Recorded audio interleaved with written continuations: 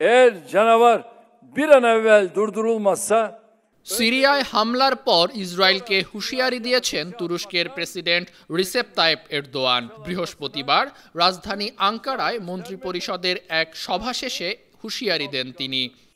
bütün bölgeye yaşatılan bu acı সিরিয়ার বিভক্তিকে তুরস্ক কোনোভাবেই মেনে নিবে না জানিয়ে এরদোয়ান বলেন, প্রতিবেশী দেশটির আঞ্চলিক অখণ্ডতা, জাতীয় ঐক্য, একক কাঠামো এবং বহুসাংস্কৃতিক পরিচয় রক্ষা করা আঙ্কারার মৌলিক নীতি।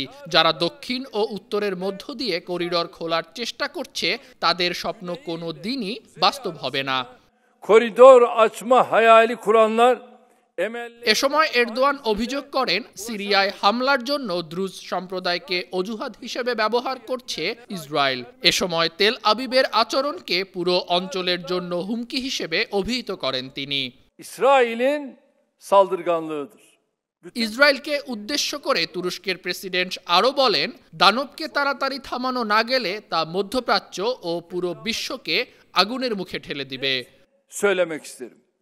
İsrail আন্তর্জাতিক ডেস্ক, বার্ন টিভি।